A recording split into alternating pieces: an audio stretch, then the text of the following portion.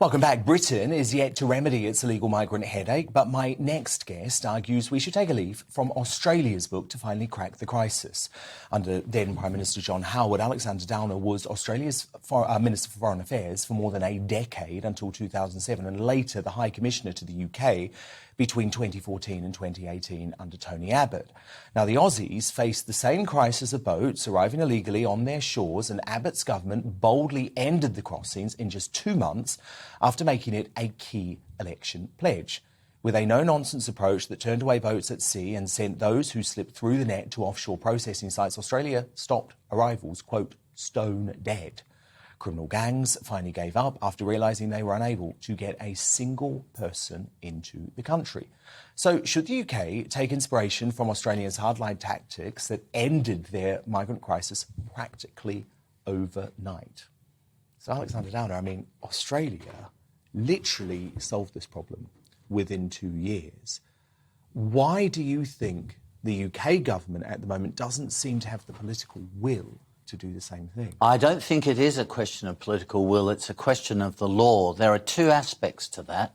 One is that the UK is a member of the signatory to the European Convention on Human Rights, and the trouble with that is that that can be gamed, and it has been gamed, to allow people to stay in the UK who you might otherwise want to deport. And secondly, which I think is quite revealing, the Home Office does appear to be granting asylum to people in a very generous way. So something like 70% of all people who apply for asylum in the UK get asylum granted, whereas in the EU it's only about 35%. So it does point to the fact that the granting of asylum is possibly a little bit too liberal and too generous here. But that, of course, may reflect the Home Office's concern about how the courts might rule. So a lot of this is tied up in the end with the UK's signatory to the European Convention. Which I believe is a huge problem. And of course, Suella Braverman on this show over the summer made it absolutely clear that she believes we should leave. I know you're not so certain that has to happen. Well, I think let's see if you can get around it. If, for example, you can make the Rwanda scheme work, which is, I think, in principle an extremely good scheme, if the government can make that work and they can make that stick legally, and so far every single case that's been heard right up to the Supreme Court, the government has won. So the signs are all good, although more and more cases will be taken, judicial review and so on, all the way to the Supreme Court. These games will be played as they were in Australia, by the way. But as long as the government holds the line, I think they could be confident that the Rwanda solution really will be a very good component of the solution.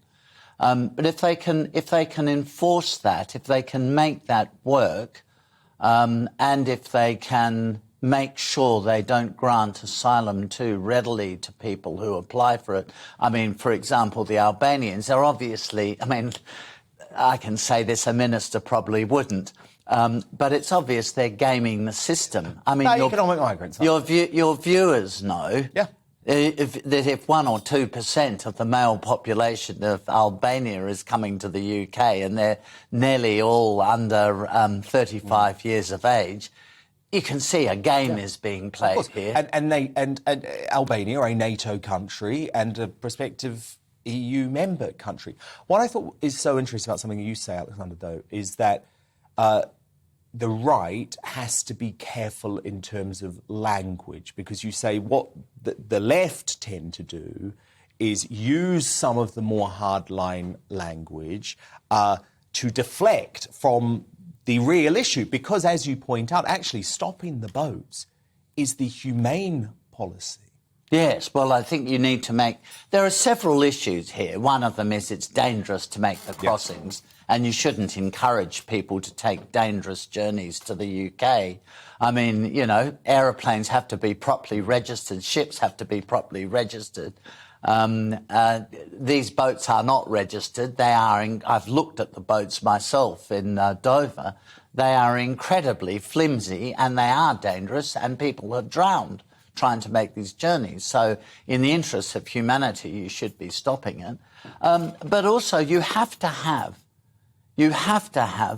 a coherent immigration policy.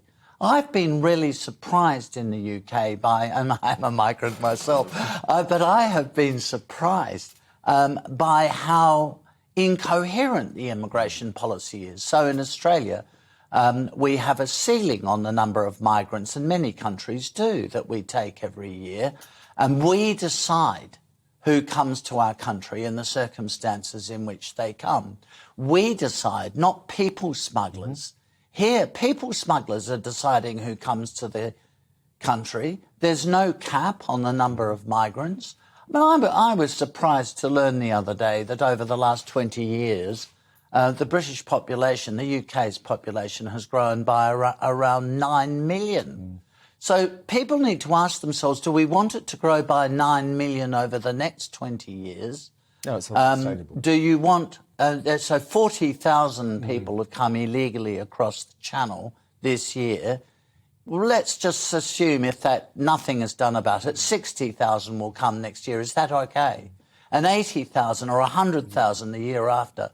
People have to think ahead, not just look at this year's figures. Because and what's the plan for dealing with all of this? Well, indeed. And can we just finally talk about the pure politics of this? Because, of course, for your party in Australia, it was an election winner, stopping the boats. Now, of course, Abbott and Howard had done the same earlier when you were Foreign Minister, but, of course, you actually did have to stop the boats. But surely Rishi Sunak must realise that perhaps the only way he can even comprehend beating a surging Labour Party at the moment is by stopping the boats. It's hard to see the Conservative Party winning an election, isn't it, if the arrivals in 2023, 2024 number 60, 70, 80... Well, I would say politically in this country, the government spent £400 billion on COVID.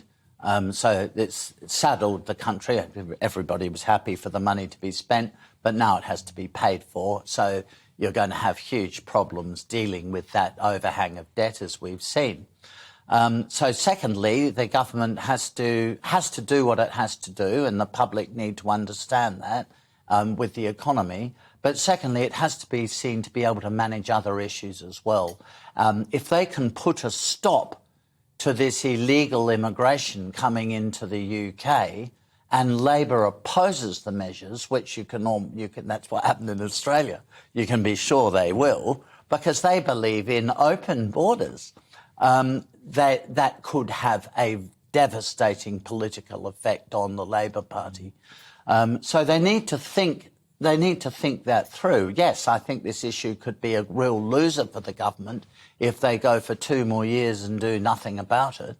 It could be a substantial electoral winner for them if they can actually stop the boats.